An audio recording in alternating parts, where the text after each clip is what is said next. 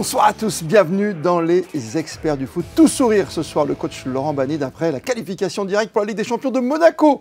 Bonsoir à vous Laurent. Bonsoir Christophe. C'est bien une journée de la fin, tranquille comme ça. Les planètes étaient alignées. Ah oui, ça nous a fait du bien. Avant de se déplacer à Lens pour la toute dernière journée, puis on parlera, oui déjà de la finale, fin du mois, le 31 mai, à Munich. Tiens, ça rappelle des souvenirs pour une finale de Ligue des Champions, je dis ça, je dis rien. Ça sera le Paris Saint-Germain face à l'Inter Milan.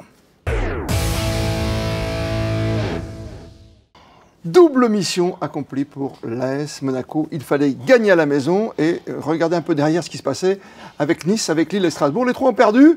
Ça y est, on est déjà en Ligue des Champions qualifiés directement. C'est important, on le sait derrière le PSG. Deuxième et troisième place qualificatives directement. C'était notre mission et ce n'était pas si simple avant le match. Il y avait beaucoup de pression. Beaucoup de pression avec bien sûr cette qualification en vue pour la Champions League. C'était très important de gagner et puis de regarder dans le rétroviseur. Mais tout s'est bien passé, donc c'est magnifique. Vous l'avez dit, belle planète alignée, on a passé une très belle soirée, presque de pleine lune. C'est normal qu'on fasse la fête quand on gagne, comme ça, et qu'on se qualifie en plus. Là, c'est vraiment une victoire très importante. Et puis voilà, on va à Lens avec une grande tranquillité. Ça veut dire que cette semaine, pour le coach que vous êtes, c'est quoi? C'est beach volley?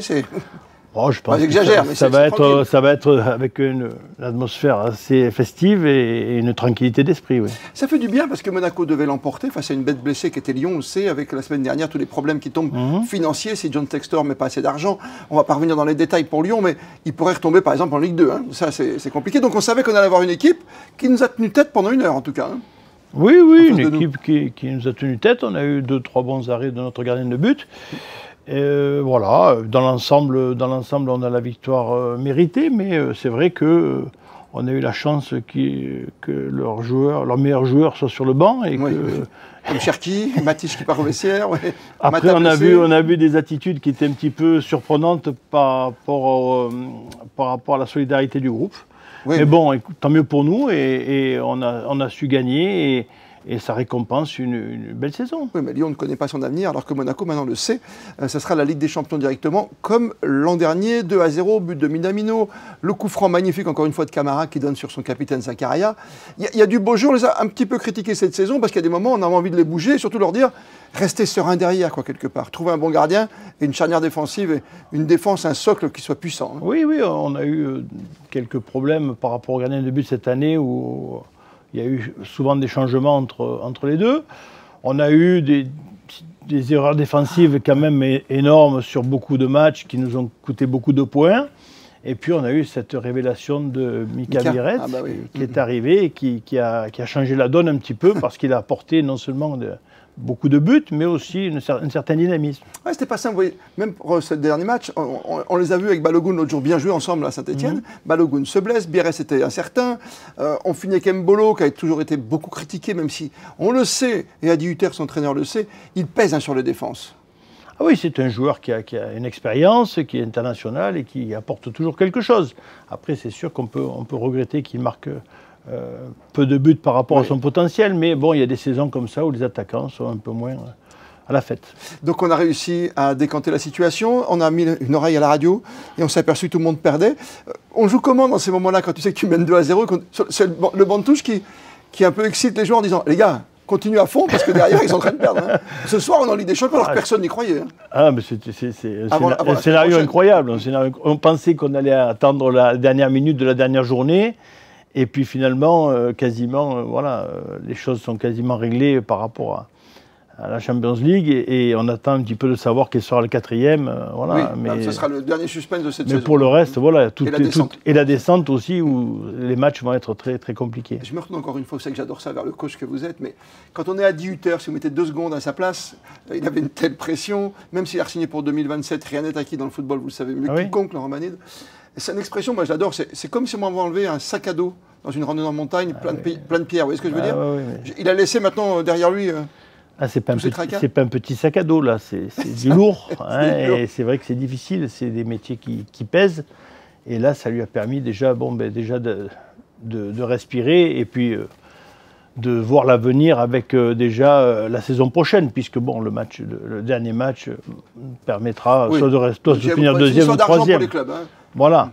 Mais déjà, ils peuvent déjà envisager l'avenir sur la saison prochaine, déjà savoir qu'ils sont qualifiés pour la Coupe d'Europe, pour la Champions League, savoir que quels joueurs vont rester, vont partir, ça commence maintenant.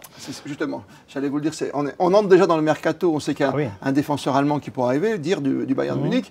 On sait qu'Akliouche a un bon de sortie, par exemple, c'est notre meilleur joueur du moment, on peut le dire, avec Biretz dans l'efficacité, mais c'est un joueur convoité, on sait par le Paris Saint-Germain. Même Biretz, qu'on a acheté 13 millions, si demain matin quelqu'un met 30-40 millions, si tu es un homme d'affaires, tu peux le vendre aussi. Oui, après ça dépend de nos ambitions aussi par rapport à notre équipe, parce que c'est bien de vendre, mais encore faut-il acheter des joueurs de haut niveau, parce que voilà, quand on trouve un bon joueur comme Biarritz, c'est bien de le garder pour pouvoir s'en servir. Oui, parce que des joueurs comme, même comme Zakaria, le capitaine, symbole de cette équipe, il a déjà fait 2 ans à Monaco, il peut avoir envie d'ailleurs. Hein. Oui, puis après, il peut avoir des offres qui sont difficilement refusables. Zakaria qui fait encore une très belle saison, ça a été un des meilleurs monégasques. C'est sûr, pour revenir sur Akliouche, si le PSG lui fait un pont d'or pour venir la saison prochaine... Oui, après, Akliouche, ça dépend le prix que l'AS Monaco va le vendre. Comme il nous l'a dit au sortir des vestiaires un samedi soir, quand on lui a posé la question, il a dit « Moi, je suis sous contrat. Donc, pour l'instant, je joue avec Monaco la Ligue des Champions. » Je pense que c'est bien. Les choses, on va le voir au fur et à mesure, mais je pense que ça serait bien quand même d'avoir une stabilité dans le groupe pour pouvoir prétendre à... C'est difficile de jouer le titre, mais quand même, dans les Coupes d'Europe, d'aller un peu plus loin. Mais on peut discuter maintenant, c'est ça, de l'achat pour le mercato. Oui, c'est ça qui est même une semaine avant la fin. Et oui, c'est ça qui est bien. On va avoir le temps, donc, d'ici cet été, pour aller téléphoner, envoyer des fax, des SMS, à l'ancienne aussi, pour trouver des joueurs. Ça, c'est bien une journée avant la fin du championnat de France. Il y a un poste pour vous, coach, ou, je sais pas, moi, on a beaucoup parlé du gardien, par exemple. Est-ce qu'on garde Keun? Est-ce qu'on en prend un autre, tout simplement? C'est une question difficile à répondre parce que déjà il faut avoir les possibilités d'avoir un très grand gardien de but. Voilà, et ça se trouve pas de partout. Maintenant, pour l'instant, Keun a fait une belle fin de saison. Voilà, le début c'était un peu moins bien, mais bon, je pense que peut-être qu'il faut lui faire confiance et voir si au niveau du remplaçant, on peut trouver peut-être un autre gardien de but. Ça a été chaud jusqu'à la fin, on le sait même pour l'entraîneur, donc question patate chaude. J'adore cette expression dans les experts. Adi Hütter va rester parce qu'on sait qu'il est sollicité, peut-être comme on voit qu'Alonso part au Real Madrid, peut-être qu'au Bayer Leverkusen, il y a des petites rumeurs en ce moment. De toute façon, il va y avoir un jeu de domino à partir du moment où il semblerait que Ancelotti s'en aille. Et bon, voilà. Donc il va y avoir des places à récupérer un peu de partout. Adi Hütter, vous le voyez rester ? Je ne sais pas, je ne connais pas ses objectifs, mais maintenant il a fait du bon travail ici. Voilà. S'il reste, tant mieux pour nous, et s'il part ailleurs, on trouvera un autre entraîneur. Bien sûr. Voilà. Mission accomplie déjà. Hein, oui, bien sûr. À une journée de la fin, c'est exceptionnel, puisque les 3 autres ont perdu derrière, on vous le rappelle depuis samedi soir, mais ça fait du bien de se rappeler que Monaco va retrouver la saison prochaine la Ligue des Champions sans passer par les barrages de l'été. Ce sera directement pour cette merveilleuse première phase de Ligue des Champions. On va passer maintenant à la finale, oui, celle du 31 mai. 31 mai, Munich, souvenez-vous. Alors les Marseillais, à mon avis, vont pas être pour le PSG, mais bon, PSG-Inter, ça c'est une finale presque inattendue quelque part, parce que même si le PSG va jouer une deuxième finale, on rappelle que la première c'était l'époque Covid. Oui, c'était une période un peu compliquée. Alors, et là, c'est une position méritée. Ils arrivent en finale en ayant battu quand même beaucoup de grandes équipes contre un Inter de Milan qualifié avec 2 matchs aller-retour exceptionnels. Ça nous a tout simplement réconciliés, si on avait un doute, avec le football, ces 2 matchs de l'Inter face au Barça. Ces 2 matchs étaient extraordinaires.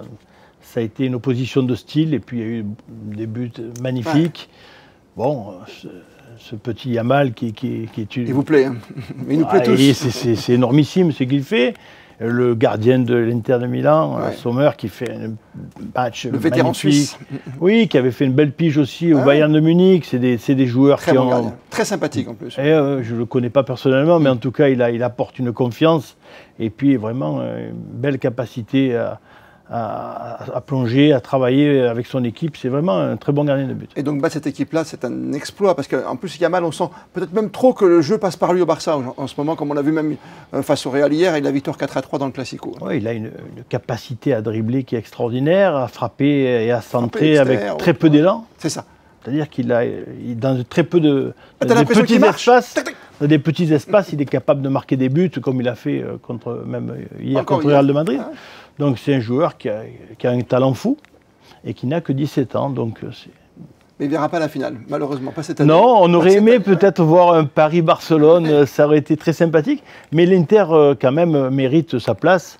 Évidemment. Ils ont montré avec l'expérience, avec la rigueur, et puis un jeu très direct. Très direct. Et il y a un duo devant en plus avec le fils de quelqu'un que vous connaissez bien à Monaco. Oui, qui fait de bons matchs, qui travaille bien. Et puis il y a des joueurs qui ont une grande expérience aussi, mais qui t'orientent. Il y a des petits joueurs en plus comme Fratesi, on dirait qu'ils chantent l'hymne quand ils courent en même temps. Et Fratelli de l'Italie. Il y a cette envie, quoi. Non, mais il y a une fraîcheur qui est très intéressante et ça va être une belle finale. Parce qu'il y a vraiment une position de style, même si on a vu que le PSG laissait la balle facilement, que ce soit avec Liverpool ou Arsenal pour se qualifier. Hein. Oui, le PSG, il arrive à se moduler. Ils arrivent à changer leur style, mais je pense qu'il y a quand même beaucoup de vitesse derrière et qui permet quand même au PSG de pouvoir attaquer contre l'Inter en ayant quand même... On va dire que ça ira plus vite devant, peut-être dans les combinaisons, mais attention dans l'efficacité, dans le côté chirurgical, comme on dit aujourd'hui. L'Inter Milan peut faire très mal. Parce que souvent, une finale, ça joue sur un but, un seul. Oui, l'Inter Milan joue très bien. Ils vont vite vers l'avant, mais on a quand même des défenseurs les Parisiens ont des défenseurs qui sont très rapides. Donc je pense quand même que ça peut solutionner déjà un problème... le problème de l'entraîneur parisien. C'est vrai que tous les joueurs ont été récompensés en plus au trophée NFP. Vous parlez de Dembélé, de Doué, la nouvelle génération, ils sont tous là. Le seul qui n'a pas été récompensé alors qu'il fait une fin de saison extraordinaire, c'est le gardien, puisque c'est Lucas Chevalier de Lille qui a obtenu le titre. Mais c'est logique pour vous. Enfin, je pense que quand même, que ce soit Dembélé ou Donnarumma, c'est quand même les deux révélations de l'année. Parce que c'est des joueurs qui sont partis en début de saison avec un peu de capital. Dembélé, il ne faut pas oublier qu'il marquait un but sur 8 occasions. Et Donnarumma était assez passif dans les buts. Et là, on trouve quand même deux joueurs qui se sont révélés. Un en marquant toutes les occasions et l'autre qui a une position offensive dans ses buts qui permet de donner confiance, qui permet d'apporter à l'équipe et à la défense une sécurité supplémentaire. Donc pour moi, c'est les deux révélations de l'année. Et c'est Donnarumma donc, qui va laisser son trophée de meilleur gardien de l'année à Chevalier, qui est pas mal à Lille, qui a fait saison complète. Qui a fait une belle performance. Non, mais là, les 3 derniers mois de Donnarumma sont exceptionnels. Bon, alors Ben Seguir, pas meilleur espoir, on peut comprendre sur la fin. Et puis alors le but, alors si c'est que le public qui vote, c'est sûr que c'était un Marseillais face à un Monégasque, un Guiri face à un Cliouche et son retour extraordinaire à Rennes. Bon, voilà pour les trophées. Juste un dernier trophée, un dernier mot, celui du meilleur de footballeur étranger. Ça ne vous a pas échappé. Qui était le meilleur footballeur français étranger? Mbappé. Kylian Mbappé. Ça fait drôle, l'année où il n'est pas avec le PSG, il n'a pas joué avec des champions. Oui, bon, c'est une année particulière, un petit peu compliquée. Malgré tout, il finit meilleur buteur espagnol. Ce qui est quand même à noter, quand même. Pour une saison. Sauf si Lewandowski en marque 10 en dernière. Oui, mais je pense que Lewandowski doit être blessé parce qu'il ne joue pas trop. Et Mbappé, malgré tout, a réussi à marquer pas mal de buts, de nombreux buts. Finir meilleur buteur, c'est déjà une belle chose. Et je pense dans une équipe qui ne marchait pas trop bien cette année. On va terminer ces experts ensemble, Laurent Banide, avec votre pronostic. Je vous le dis entre nous. Ce que dit Laurent, vous faites l'inverse. Alors donc, PSG, Inter, au moins vous êtes prévenus. Pas facile celle-ci. Je vais dire PSG. Même l'Inter sur un contre. Non, mais je sais qu'ils sont dangereux. Je sais qu'ils sont dangereux. D'accord. Je sais qu'ils sont dangereux, mais quand même, ils méritent. Allez, Paris, enfin, cette Ligue des Champions. Ils méritent quand même cette année d'avoir le titre. Ils sont partis quand même. N'oublions pas qu'ils sont qualifiés vraiment à la dernière seconde. Voilà, dernière seconde. On se souvient du match face à Manchester. Oui, ça a été très compliqué pour se qualifier et là, ils méritent amplement de gagner. Mais l'Inter a une équipe très solide, très costaud. Vous avez dit Paris Saint-Germain, j'ai noté. J'ai noté, vous voyez, c'est un côté, voilà. Non, mais on se souvient 93, Basile Boli, Marseille, ça c'est par contre, c'est à Munich dans le même stade. Donc voilà, il y a l'histoire. L'histoire est en marche. Les planètes vont-elles s'aligner comme pour Monaco, qualifié? C'est l'information de ce week-end directement pour la Ligue des Champions. Merci pour tout, Laurent Banide. Merci. Merci à vous. Merci de nous suivre sur Monaco Info.